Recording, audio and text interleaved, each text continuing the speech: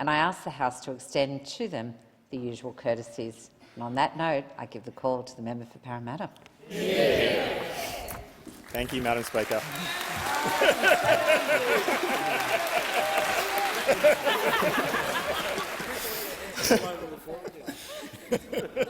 Thank you. I acknowledge the First Nations people here today, as well as the traditional owners of the land on which we meet. I thank our First Nations brothers and sisters for showing us that the pathway of truth, treaty and voice will lead to a more unified future for all Australians. And I acknowledge the presence of so many people who have travelled to Canberra to be here today. Some of my oldest friends are in the gallery. Some of you have been looking out for me since I was 3 feet tall, and it means a lot to me that you are here today, up there in the gallery, still looking out for me. High in my thoughts are all the members of the Parramatta Labor Party who are here in the gallery. My predecessor, Julie Owens, who gave nearly 2 decades of service to the Parramatta community and set a high standard that I aspire to emulate. And councillors from Parramatta and Cumberland councils, thank you for being here. Most important, I acknowledge all of the Parramatta branch members, volunteers and supporters. I am deeply grateful to you. You welcomed me, you door-knocked, street-stalled and phone-banked for me. I am here standing in this chamber because of you. And I assure you that I'll work hard every day to repay your trust. I want to point out my mother and father and parents-in-law, my brother Kim and his family. Like any child, I don't know the half of what my parents did for us kids, but I always felt happy and secure around them. Kim and I could not have asked for a more supportive and loving family. I also want to acknowledge my friends and former colleagues from Alpha Beta. I'm so proud of the business we built together, starting from humble beginnings with 2 employees in my attic and growing to more than 70 people across 5 offices. I learned so much about building teams and managing change along the journey with you. Most importantly, I want to acknowledge my talented and beautiful wife, Phoebe. I always feel so lucky to be with you. We've shared a raft through life's rapids and had a lot of fun along the journey. With typical generosity, you encouraged me to take this leap into politics. And while it's a great honour to be here to make a contribution to our nation, it's a greater honour to be your husband. The most difficult thing about my new job is being away from you and our 3 gorgeous children, Angus, Ruth and Ingrid.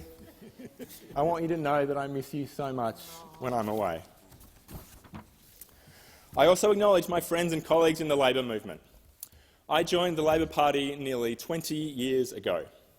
I joined the Labor Party because I was inspired by the core ideals of social justice, by the notion that we should be judged as a society by the way we treat our most vulnerable citizens, and by the simple principle that every kid deserves the best chance. But I also joined because of the people I met in Labor. From the senior politicians, to the union officials, to the staffers and the branch members, young and old. I didn't agree with everything each one of them believed, but I knew that their beliefs came from a good place, a place of optimism and compassion, a place that I wanted to be. And 20 years later, I'm still just as inspired by the ideals and the people in the Labor movement. And looking around this chamber, I recognise so many colleagues who spent the last decade of opposition building a vision for Australia's future that inspired not just me, but the whole nation. As new members, we come to this place recognising the debt that we owe to experienced legislators and officials who've come before us, and how much we have to learn from them. Thank you in particular to the members for McMahon, Greenway, Watson, Blaxland, Rankin, Fraser, Sydney, Moreton, Fenner, Chifley, Hotham and Kingsford Smith for their advice and support. To these I add the state members for Rockdale, Granville, Auburn, the Leader of New South Wales Labor, Chris Minns, Senator Tim Ayres, Lisa Lake, Kate Pounder, the awesome New South Wales ALP secretaries Bob Nanver, Dom Offner and George Simon. I also acknowledge the support I receive from unions, in particular Dan Walton, Mel Gatfield and David Dobson. I'm grateful to my campaign team, Liam Rankin, James Callow, Ange Humphreys, Gail McDade, Lachlan Harris, Amit Singh, Damien Kasabji, Rebecca Colebrook, Matt Connolly, Riz Chowdhury, Harish Velji and Aisha Amjad. To you and all the branch members and all the volunteers, I say a heartfelt thank you. I also owe a great debt to former Prime Minister Kevin Rudd, both for the opportunities he gave me and for inspiring me as I watched him use his intellect and energy to make Australia and the world a better place. Thank you to Bob Easton, former chairman of Accenture, for showing me that the most important quality of any leader is humility and empathy. And finally, thank you to my new team, Lorna, Eleanor, Mariam, Kai and Paul. It is an honour to work with such talented and committed people. Now, I come to this place as a proud representative of Parramatta. And in case you hadn't noticed, Parramatta today is a city full of excitement. And it's not just the success of the mighty Eels. Parramatta is blossoming as the geographic heart of Greater Sydney and the gateway to the new Western Sydney powerhouse of growth. Parramatta is the most dynamic and fastest growing CBD in Australia, with 1 million square metres of prime office space already laid down and 1 million more to be built in the next 5 years. 9 university campuses have flocked to Parramatta to take advantage of the extraordinary pool of talent across Western Sydney. And dozens of companies have moved to Parramatta to be part of its stellar growth. My message to businesses across our state is simple. If you are not in Parramatta, you are missing out on the future of Sydney. Parramatta is also a place of culture and heritage. Its foundations were set 30,000 years ago by the Burmadigal clan of the Darug people, on land rich in meaning and resources, where the fresh water of the Darling Mills and Toongabbie Creeks meets the salt water of the Parramatta River. After Sydney, Parramatta is the second oldest city in Australia. But as any proud Parramatta resident will point out, much of what we commonly take to be the history of Sydney is in fact the history of Parramatta. Old Government House, James Roos's Experiment Farm, John and Elizabeth MacArthur's Merino sheep holding, the female factory, the girls' home, were all in Parramatta. Parramatta is the site of Australia's first permanent church building, the first brewery and the first licensed pub. Much of the rich history of Australia is in Parramatta, waiting to be acknowledged, protected and celebrated. The most remarkable feature of Parramatta is its people. The city has been built by successive waves of newcomers seeking a better life for themselves and their families. Whether it's the strong Lebanese community around Harris Park or the Greek community raising a new church on the banks of the Parramatta River, or the Chinese and Koreans who've moved to Carlingford, or the Indians and Sri Lankans in Wentworthville, Westmead, and the jewel of business and culture that is Little India, or the Muslims, Afghanis, Hazaras and other communities now growing their presence. These communities are the true genius of Parramatta, a place that attracts people to come here for a better life for themselves, and in doing so, creates a better city for everyone. Parramatta is a great city, an aspirational city, and it's my intention to help its citizens make it a global city. I've spent my life as an economist and business owner building stronger economies and stronger communities. And I'm standing in this chamber because I believe in the power of government to make a difference in people's lives. I've been fortunate to work as an economist around the world and witness how politics shapes the success and the failure of nations. In the United Kingdom, I worked at the London School of Economics on ideas to drive productivity and growth. In New York, at the United Nations Development Programme, I studied the factors that keep millions of people around the world in desperate poverty. I worked with Joseph Stiglitz to show how fair trade agreements can build countries up, but unfair deals can perpetuate inequality and stifle opportunity. And after 6 years working in different countries, I thought more and more about Australia. How remarkable our national story is. How lucky we are. Australia isn't perfect, but our journey to become one of the most prosperous nations in the world, full of promise and opportunity, is an extraordinary achievement. And many countries have not been so successful. And Australia's success is not an accident. It's the product of good management, of tough decisions, and strong institutions. And I'm proud of Labor's contribution to Australia's economic journey. Labor governments opened up Australia's economy in the 80s and 90s. We kept our country out of recession in the 2000s. And now, the question we have to ask ourselves is what is next for Australia? How do we keep the arc of Australian prosperity rising? How high can we aspire? The answer starts with acknowledging that despite the remarkable success of the Australian project, there is much more to do. And there are many people who've been left out of our national prosperity. At the Ream factory in Parramatta recently, I met Rebecca. Rebecca is a generous, warm-hearted person. She's been at Ream for 20 years. She works hard. She's devoted to her family. She contributes to the community as the secretary of the local Baptist church. She volunteers on the weekends to feed the homeless. I thought about all this woman has contributed to our country. She is everything any of us would want in a neighbour, a workmate, or a friend. But as a nation, we have to ask, are we supporting Rebecca as well as she is supporting us? Over the last 10 years, Australia has lost sight of the fact that good economic policy is fundamentally about people. What is the point of a strong economy if most workers have zero wages growth for a decade? What is the point of near full employment if millions of people are in insecure work?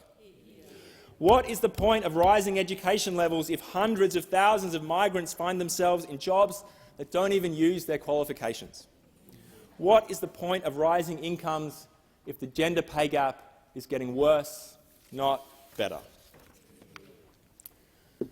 When my dad worked at that same Ream factory as a young engineer in the 1970s and 80s, Parramatta's manufacturing industry produced good local jobs. Jobs that could give families security and opportunity. And I'm in Parliament today because I'm committed to making sure that the people who work hard for Australia are rewarded, and the people who need caring for are not left behind. Every day of my working life to date has been about this, whether it was fighting against unfair trade deals, supporting unions in their wage cases before the Industrial Relations Commission, or advocating for small businesses during the global financial crisis and pandemic. I'm also in Parliament today because I believe that we have a job to do, to remake the Australian economy and set it up for another generation of prosperity. I believe that the next wave of prosperity requires us to harness the new technologies that are transforming our homes and workplaces. Most of us have smartphones in our pockets that contain more computing power than the Apollo spaceship that landed on the moon. Every day, the world generates more new data than all the information in every Australian library combined. These technologies create new opportunities for progressive governments. Imagine a progressive health system that uses new data to make an early diagnosis before a child gets chronically sick.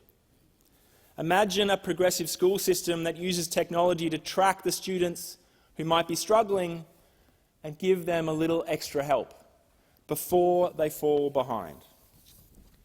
If we harness them for good, new technologies might give us the tools to address social injustice before it ruins lives, before it creates dissoluble inequities. Just as the Hawke and Keating governments set Australia up for prosperity by managing our transition to the global economy in the 80s and 90s, so we now have an opportunity to set up the next generation of prosperity by managing the transition to the digital economy. And this work has already started. Under the economic leadership of my friend, the Treasurer, and his strong economic team, this government is facing into our economic challenges and bringing Australians together to solve them. Under the leadership of the Minister for Industry and the Minister for Climate Change and Energy, this government is backing Australia's success in the industries of the future. Under the leadership of the Minister for Home Affairs, the Minister for Immigration, the Minister for Education, this government is recognising the immense contribution that new migrants make to Australia and ensuring that they fully participate in our economy. Now, as this is the last speech of the 47th Parliament, I want to finish with some words to my fellow new members, the incoming class of 2022. It is an honour to be among you. You are individually so impressive and collectively so representative. Your first speeches have been beautiful statements of vision and hope. And I share your optimism for the possibilities of Australia's future. I share your determination to use every second of this opportunity to make a difference. Like me, many of you grew up in the 80s and 90s. Our grandparents had lived through the horror of the Second World War. Our parents had lived through the anxiety of the Cold War. But as we reached adulthood in the late 1990s, the world seemed relatively peaceful. Democracy was on the march. Global poverty was in retreat. I remember at university our political science professors ventured to predict that we were experiencing what Francis Fukuyama called the end of history, in which every country would adopt democracy and freedom. Our generation came of age in this sunlit optimism of the new century. But now, a few decades later, we arrive in politics at a darker moment. In many nations, liberal democracy is in retreat. Autocrats, tyrants and despots are on the march. Putin, Erdogan, Bolsonaro, Trump, it's as if the shadows of the 20th century are coming back to haunt us once more. Australia's democracy doesn't harbour such autocrats, but it is evident that faith in our democracy is down, and belief in the power of politics is falling. Maybe, like me, you've experienced this firsthand, knocking on constituents' doors, expecting to engage in another lively conversation about policies and ideas, only to find the blank look of disillusion from an unenrolled young person, or very occasionally to be shouted down by an angry conspiracy theorist. It's our overriding responsibility to fight against disillusionment and build faith in government. And I want to thank the Prime Minister and all of my colleagues for what they have already done to restore faith in our politics. By putting forward an integrity commission, by ending the pork barrelling, by leading through unity rather than division, and by proving that, yes, our democracy is strong enough to tackle our biggest challenges like climate change. This is the leadership that will build faith in our politics. These actions are the antidote to disillusionment and the bulwark against encroaching autocracy. So, finally, as the class of 22, our job is to take this forward. As John F. Kennedy said to our parents' generation, in the long history of the world, only a few generations have been granted the role of defending freedom in its hour of maximum danger. Our generation is one of them, and we have to rise to the moment. Thank you.